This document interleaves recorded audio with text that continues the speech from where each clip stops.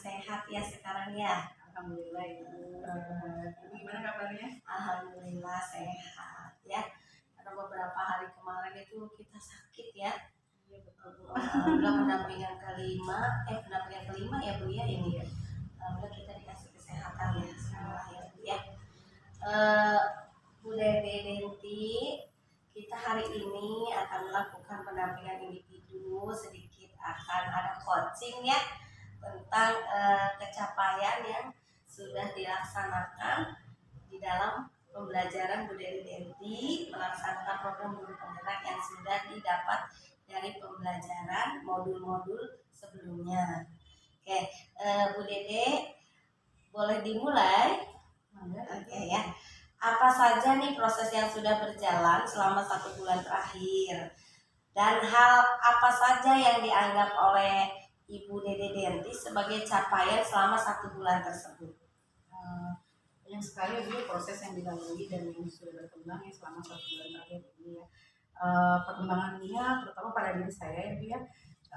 Pada murid saya juga di lingkungan sekolah juga di tempat saya mengajar. Nah, hal-hal yang sudah saya dapatkan, yang sudah saya capai, ya tadinya yang pertama mungkin saya semakin percaya diri ya Bu ya, begitu, semakin semangat juga dan apa ya, selalu ingin melakukan yang terbaik gitu Bu. Kemudian perubahan sikap juga ya dari saya mungkin dari murid saya juga, jadi semakin lebih baik lagi. Gitu. Dan dari relasi Jawa juga alhamdulillah Bu sekarang makin banyak sharing gitu ya, sehingga kita juga berbagi praktik baik. Alhamdulillah ya Bu Dede ya. Kemudian nih Bu Dede, apa yang Ibu temukan ketika melakukan proses pemetaan sumber daya? Adakah hal yang menarik dan khusus yang ditemukan? Ada tentu saja Bu, banyak ya, terutama mungkin banyak potensi yang akan didapatkan dari sekolah ini ya.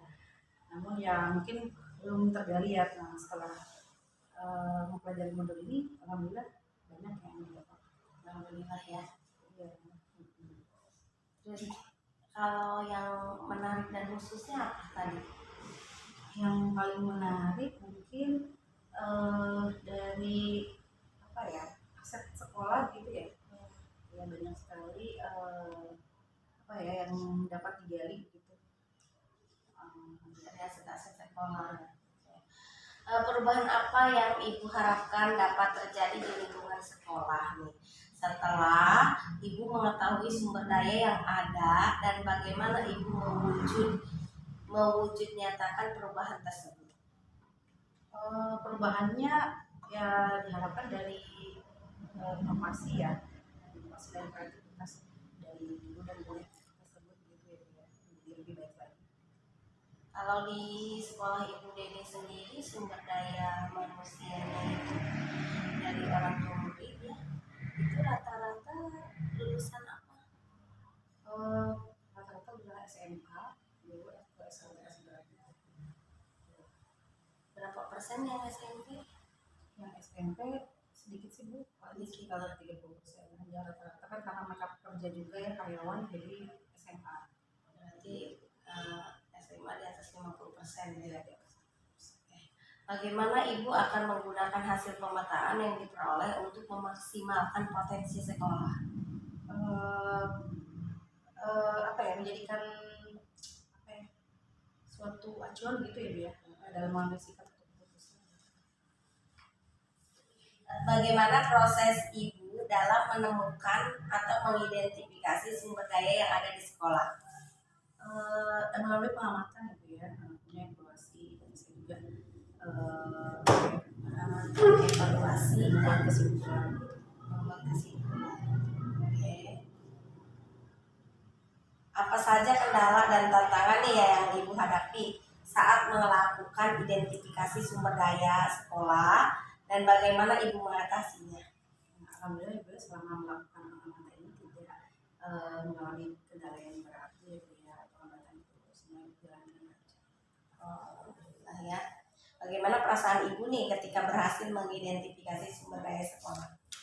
Saya sangat senang ya Bu ya, dan merasa bahwa yang saya lakukan adalah sebuah kemajuan untuk melangkah ke tahap selanjutnya.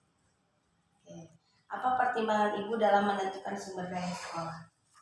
Saya yakin bahwa sekolah yang saya tempat mengajar saya ini mempunyai potensi gitu. Bahkan mungkin semua sekolah mempunyai potensi ya. Nah, tugas kita yang pasti adalah menggali dan memaksimalkan potensi tersebut gitu, sehingga dapat berkembang dan bermanfaat lagi lebih baik untuk diri sendiri. Apakah terdapat hal lain yang dapat dijadikan sumber daya sekolah yang belum Ibu temukan dalam proses yang sudah berlangsung? Menurut saya semua hal yang ini sudah teridentifikasi dia sebagai sumber daya sekolah untuk saat ini.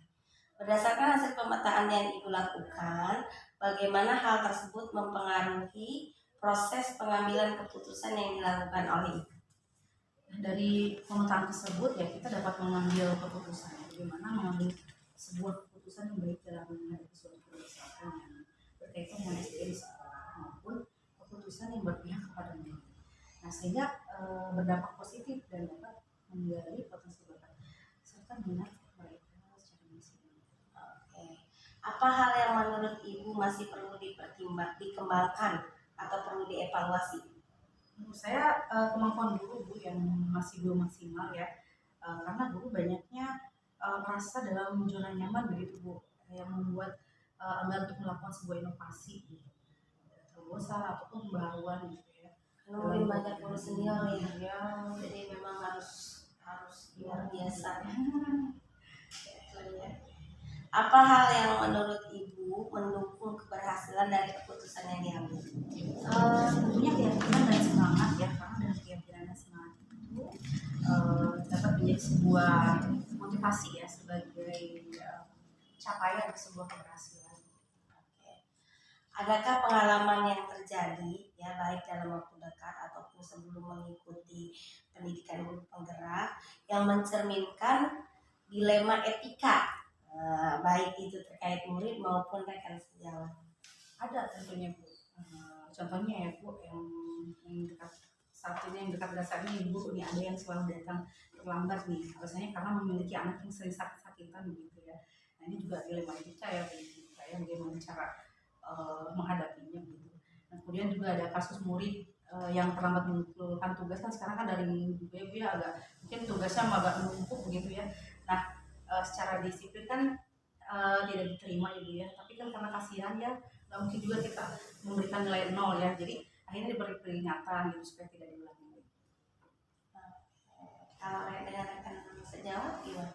Yang tadi ya, Yang tadi guru ya. murid juga terlambat juga Mengumpulkan tugas. tugas ya. Oke.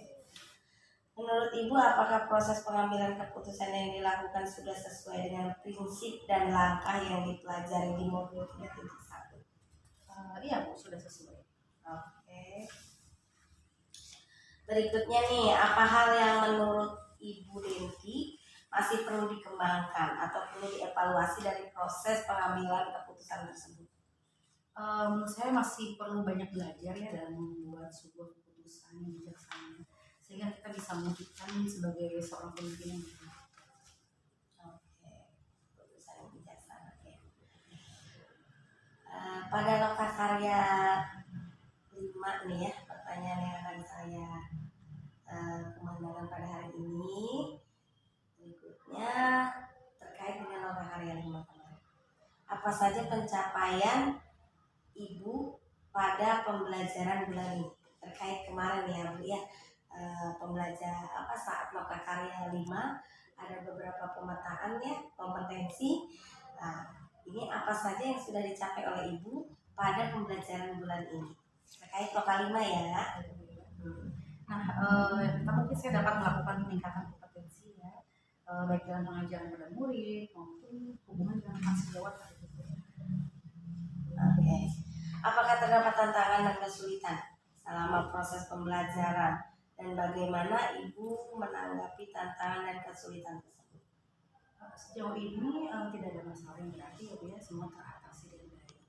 Yang terpenting bagaimana kita menciptakan sebuah pembelajaran bagi anak dan murid. Nah, bagaimana menjadi seseorang pemimpin juga dalam mengambil sebuah keputusan dan bagaimana melakukan kegiatan program yang baik dan berdampak pada kita. Bagaimana Ibu akan menggunakan pencapaian tersebut untuk proses pembelajaran selanjutnya? Saya akan terus melakukan perbaikan gitu ya, perbaikan terus ke depannya. Nah, sehingga saya dapat menjadi seorang pemimpin pembelajaran yang potensial di masa sekarang dan dapat menjadi inspirasi bagi murid maupun yang masih jadi. Oke, terima kasih Bu Dede ya atas berbagi praktek baiknya. Semoga praktek baiknya bermanfaat ya untuk rekan sejawat dan untuk muridnya. Semangat terus ya karena ini tinggal beberapa bulan lagi. Semoga lulus dengan sukses, dengan hasil yang baik, dengan hasil yang sangat baik.